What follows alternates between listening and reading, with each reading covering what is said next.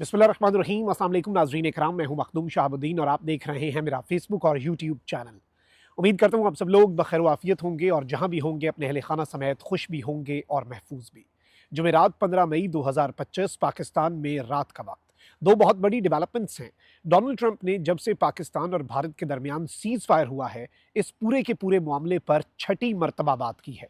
और इस मर्तबा डोनाल्ड ट्रंप ने जो कहा है वो बहुत अनएक्सपेक्टेड भी है और अनप्रेसिडेंटेड भी। डोनाल्ड ट्रंप इस वक्त आपको मालूम है कि अरब ममालिक के दौरे पर हैं। कतर के दौरे के दौरान कतर में मौजूद अमेरिका का एक एयरबेस जिसमें वो अपने फौजी जवानों से मुखातिब थे, उस इम्पॉर्टेंट मौके पर डोनाल्ड ट्रंप ने जो बात कही है उस पर भारत तिलमिला उठा है। भारत ने बाज़ाब्ता तौर पर डोनाल्ड ट्रंप की स्टेटमेंट पर रद्द अमल दे दिया है। ऑल्दो पाकिस्तान डोनाल्ड ट्रंप की इस स्टेटमेंट का खैर मकदम कर रहा है, जिससे ये बात वाज़ी होती है कि it is a diplomatic win for Pakistan. लेकिन भारत इस वक्त बहुत मुश्किल सूरत हाल में है। इसके साथ ही साथ भारत के अंदर आपको मालूम है कि तुर्की का बाइकॉट चल रहा है, चीन का, अज़रबैजान का। और इस सब के अंदर अब बाज़ाब्ता तौर पर पहला बड़ा कदम, इससे पहले सिर्फ ट्विटर हैंडल्स बंद किए जा रहे थे, लेकिन अब बाज़ाब्ता तौर पर तैयब एर्दोआन पर पहला बड़ा हमला नरेंद्र मोदी की हुकूमत की तरफ से कर दिया गया है। और पहला निशाना बनाया गया है तैयब एर्दोआन की बेटी को। जी हाँ, तुर्की के सदर, दोस्त बरादर इस्लामी मुल्क तैयब एर्दोआन की बेटी को निशाना बनाया गया है नरेंद्र मोदी हुकूमत की तरफ से। उस हवाले से भी मेरे पास कुछ एक्सक्लूसिव डिटेल्स हैं। सबसे पहले तो नाज़रीन इकराम, नरेंद्र मोदी ने, आपको मालूम है कि जिस तरह से ये जंग छेड़ी और उसके बाद जिस तरह से ये सारे का सारा मामला उल्टा भारत के अपने गले पड़ गया, अस्करी सतह पर भी भारत जो है उसकी जो शिकस्त है और उसकी वीकनेसेस जो हैं वो हाईलाइट हुई। डिप्लोमैटिक सतह पर भारत अर्श से फर्श पर आकर गिर गया। कुछ अरसा पहले तक, कुछ महीने पहले तक भारत डिप्लोमैटिकली बहुत स्ट्रॉन्ग नज़र आ रहा था, लेकिन वो सब एक बबल था जो कि पाकिस्तान के ऑपरेशन बुनियानुम मरसूस ने बर्स्ट कर दिया। और इस वक्त डोनाल्ड ट्रंप जो है, ये चीज़ याद रखिएगा कि मसला कश्मीर, ये असल इशू है ना। और कश्मीर के मसले के ऊपर पाकिस्तान का मौक़िफ़ ये है कि ये एक आलमी तनाज़ा है, इसे अक़वाम मुत्तहिदा की करारदादों के मुताबिक हल हो जाना चाहिए। अच्छा, जब पूरी दुनिया इस इशू के ऊपर और इस तनाज़े के ऊपर बात करती है तो भारत हमेशा से ये कहता आया है कि ये बायलैटरल इशू है। और जब पाकिस्तान इस मामले को हल करने के लिए कहता है कि ठीक है बायलैटरल इशू है तो आओ इसके ऊपर बात करें, तो भारत कहता है कि ये हमारा इंटरनल मसला है, ये हमारा एक इंटरनल इशू है। लेकिन अब ना सिर्फ ये मामला इंटरनेशनलाइज़ होता जा रहा है, बल्कि इस सब के अंदर अब इनके लिए प्रॉब्लम्स जो हैं वो इन द कमिंग डेज़ आप देखेंगे कि बहुत ज़्यादा बढ़ जाएँगी। इस समय में सबसे पहले तो आपको ये बता दूं कि ट्रंप ने जो लेटेस्ट रिमार्क्स दिए हैं, अभी तक 6 मरतबा मुख्तलिफ ट्वीट्स और खिताबात की सूरत में डोनाल्ड ट्रंप जो है वो 6 मरतबा इस सारे सिनेरियो और सीज फायर का जिक्र कर चुके हैं, सैटरडे से लेकर अभी तक। Saturday, Sunday, Monday, Tuesday, Wednesday, Thursday, 6 दिनों में 6 मरतबा डोनाल्ड ट्रंप की तरफ से इसका जिक्र हुआ है। लुबे-लुआब क्या है? नंबर 1, डोनाल्ड ट्रंप ने कहा है कि पाकिस्तान और भारत जो हैं वो बहुत बड़ी ताकतें और इक्वल ताकतें हैं। ये बात हो रही है। दूसरी बात ये हो रही है कि पाकिस्तान और भारत के जो लीडर्स हैं वो बड़े अच्छे हैं, बराबर हैं, कॉम्पिटेंट हैं। अच्छा, ये भी अब ज़ाहिर बात है इंडिया के अंदर बात हो रही है कि पाकिस्तान को हम तो ये समझते थे कि हमने पिछाड़ दिया, वो तो हमारे बराबर एक ताकत बन के उभर आया। अब इस सब के अंदर तीसरी चीज़ जो डोनाल्ड ट्रंप ने कही कि एप्पल जो है वो अपनी मैन्युफैक्चरिंग इंडिया के अंदर बंद कर दे। अच्छा, चौथी चीज़ ये है कि कश्मीर एक इंटरनेशनल इशू है और कश्मीर का मसला मैं हल करवा के दिखाऊँगा। अब डोनाल्ड ट्रंप ने एक मरतबा फिर इसके ऊपर बात कर दी है। अब सबसे पहले तो मैं आपको ये बता दूँ कि ट्रंप ने एक मरतबा फिर ये क्लेम किया है कि Donald Trump helped ease the tensions between India and Pakistan. और छठी मरतबा सिंस सैटरडे डोनाल्ड ट्रंप ने ये बात की है कि ये डील जो सीज़ फायर की थी, ये अमेरिका की तरफ से ब्रोकर की गई और इसमें ट्रेड बहुत ज़्यादा इन्वॉल्व थी, यानी इसमें तड़ी थी। और इसमें डोनाल्ड ट्रंप ने कहा है कि India was very happy with the trade deal, यानी जो मैंने उन्हें ऑफर किया उससे इंडिया बहुत ज़्यादा खुश था। तो वो जो नरेंद्र मोदी की गवर्नमेंट इनडायरेक्टली या सोर्सेज के ज़रिए या अनऑफिशियली अपने मीडिया के ज़रिए नैरेटिव बनवा रही है, एक तो डोनाल्ड ट्रंप ने उसके ऊपर सर्जिकल स्ट्राइक की है। फिर सेकेंडली डोनाल्ड ट्रंप ने कहा है कि I can solve everything even the Kashmir issue, यानी मैं इस इशू को भी हल करूंगा, मैं हर चीज़ हल करवा सकता हूं। और ये जो हज़ारों साल से ट्रंप इसे मुहावरतन बोलता है कि हज़ारों साल से जब से हमने देखा कश्मीर का मसला चल रहा है, मैं इस मसले को भी हल करवा के दिखाऊंगा। ये कौन कह रहा है? ये अमेरिका का सदर कह रहा है। अब जो भारतीय वजीर खारजा जयशंकर, उस पर बहुत ज़्यादा तनकीद हो रही है कि वेस्ट हमारे साथ नहीं है, कोई नेबर हमारे साथ नहीं है, भूटान हमसे तंग जी, अच्छा जी, श्रीलंका हमसे तंग, नेपाल हमसे तंग, मालदीव्स हमारे खिलाफ, बांग्लादेश हमारे खिलाफ, पाकिस्तान और चाइना पहले ही हमारे खिलाफ। मतलब पाकिस्तान और चाइना के अलावा पहले ये सारे नेबर जो हैं ये इंडिया की साइड पे होते थे, अब वो सब इंडिया के खिलाफ हैं, इंडिया के खिलाफ हैं।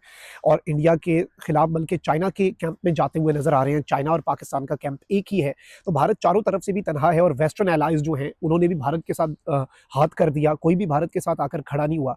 तो इस सब के अंदर अब जयशंकर जो है उसने तो सिर्फ इतनी स्टेटमेंट दी है कि जी जो आउटसाइड इन्वॉल्वमेंट है भारत के मामलात और डायलॉग्स जो हैं पाकिस्तान के साथ, उनमें आउटसाइड इन्वॉल्वमेंट को उसने कहा है कि नहीं हम देखेंगे और ये बायलेटरली दोनों इश्यूज जो हैं, दोनों ममालिक जो हैं वो अपने इश्यूज को हल करेंगे। अब इसे इंडियन मीडिया ऑब्वियसली ये फ्रेम कर रहा है कि एब्सोल्युटली नॉट कह दिया है और absolutely no change in India's position, और जयशंकर ने डोनाल्ड ट्रंप की कश्मीर मीडिएशन ऑफर को रिजेक्ट कर दिया। ऑल्दो ये डायरेक्टली डोनाल्ड ट्रंप की स्टेटमेंट के ऊपर आप अपनी वजारत खारजा को कहें कि वो स्टेटमेंट दे के डोनाल्ड ट्रंप ने जो स्टेटमेंट दी है वो बिल्कुल गैर जिम्मेदाराना है और ये बायलेटरल इशू है, ये नहीं कहेंगे ये।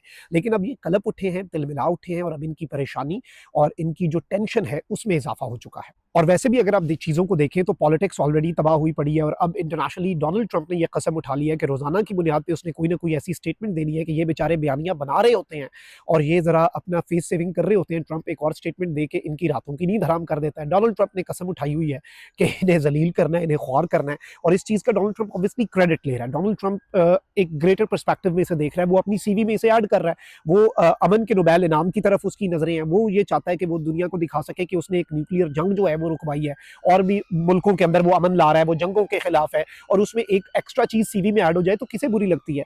अब एक तरफ नाज़रीन इकराम ये डेवलपमेंट्स हैं तो अब जरा आगे बढ़ते हैं और कुछ और अपडेट्स हैं जो आपके सामने रखनी है और तुर्की के हवाले से कुछ बड़ी खबरें हैं जिन पर बात करना इस वक्त बहुत ज्यादा जरूरी है। आपको मालूम है नाज़रीन इकराम कि तुर्की ने जिस तरह से पाकिस्तान की मदद की उसके बाद इन्होंने तुर्की और चीन के जो ऑफिशियल मीडिया आउटलेट्स हैं उनके सरकारी उन्हें इंडिया में बैन किया, लेकिन उससे चूंकि इनकी इमेज बहुत ज्यादा खराब हो रही थी और सेंसरशिप पर बात हो रही थी कि ग्लोबल इतने बड़े मीडिया आउटलेट्स, ग्लोबल टाइम्स और टीआरटी जैसे आउटलेट्स को आप बंद कर रहे हैं, तो इन्होंने उसे अपने फैसले को वापस ले लिया और उन्हें बहाल कर दिया। लेकिन ये बाज नहीं आए और इस मरतबा जो कदम उठाया है वो बाज़ाब्ता तौर पर रजब तैयब एर्दोआन के खिलाफ पहला बड़ा कदम भारत की हुकूमत की तरफ से उठाया गया है और ये कदम जो है ये तैयब एर्दोआन की बेटी के खिलाफ है। वो किस तरह से मैं आपको बताता हूँ। भारत की नाज़रीन इकराम एक स्टेट एजेंसी है, bureau of civil aviation security, यानी सिविल एविएशन के जो मामलात हैं उसकी सिक्योरिटी के अंदर ये इसके सारे मामलात को देखती है। और BCAS ये जो एजेंसी है इसने बेसिकली रिवोक कर दी है सिक्योरिटी क्लियरेंस तुर्की की सेलेबी एयरपोर्ट सर्विस कंपनी की, और इसकी वजह ये बताई गई है कि it has been done in the interest of national security, यानी कौमी मफाद में और कौमी सिक्योरिटी के इंटरेस्ट के अंदर इसे रिवोक किया गया है। अब बताया ये जा रहा है कि centre on Thursday revoke security clearance to Celebi airport service India private limited with immediate effect, यानी इसे इमीडिएट इफेक्ट के साथ इसका लाइसेंस रिवोक कर लिया।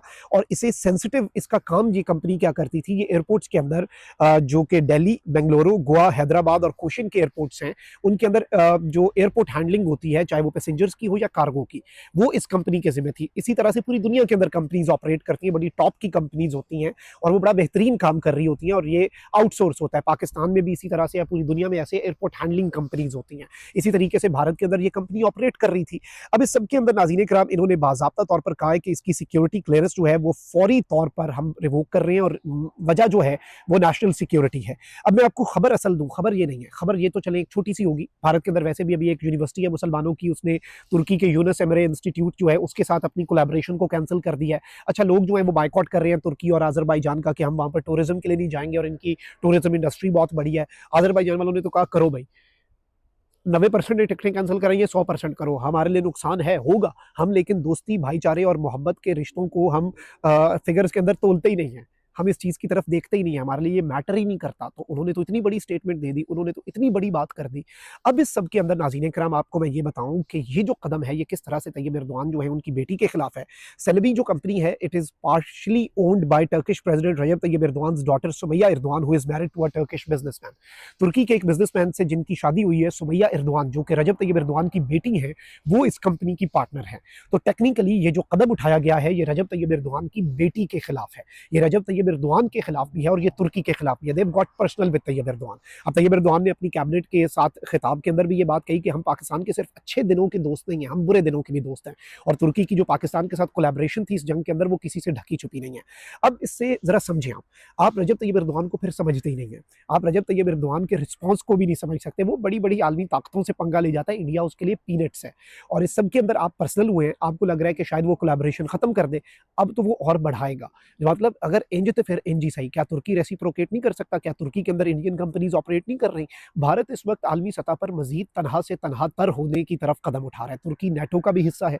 तुर्की जो है वो खुलकर पाकिस्तान के साथ खड़ा था, तो अब वो और ज्यादा खुलकर सामने खड़ा होगा, क्योंकि आपने इस मरतबा सिर्फ तुर्की के ऊपर नहीं, रजब तैयब एर्दोआन की बेटी के ऊपर अटैक करके एक पर्सनल चीज की है। यानी आपने इनडायरेक्टली ये मैसेज दिया है कि हम ये भी कर सकते हैं। और आपने जो इकदाम किया है, अगर आप तैयब एर्दोआन को स्टडी करें, तैयब एर्दोआन के मिजाज को समझें, तो वो तो ऐसी चीज़ों के ऊपर ज़ीरो टॉलरेंस दिखाता है। वो तो कहता है तुन के रख दो। तो अब इंडिया के लिए यहाँ से भी प्रॉब्लम्स जो हैं वो बढ़ती हुई नज़र आ रही हैं। अमेरिका की तरफ से वैसे ही है, और अमेरिका में ट्रंप जो है वो अब कश्मीर इशू सेटल करवाना चाहता है, और भारत के लिए ये बहुत बड़ा सरेंडर होगा। पाकिस्तान तो खैर मकदम कह रहा है, हम तो कहते हैं इंटरनेशनल दुनिया इसमें कूदे और इस मसले को हल करवाए। भारत कहता है कि ये इंटरनेशनल इशू ही कोई नहीं है, ये बायलैटरल इशू है। तो ये भी अब उनके लिए मसला है। तो वहीं दूसरी जानिब अब तैयब एर्दोआन जो है वो ठोक के रख देगा, मार्क माय वर्ड्स। अपना बहुत ख्याल रखिए। अल्लाह निगहबान। पाकिस्तान जिंदाबाद।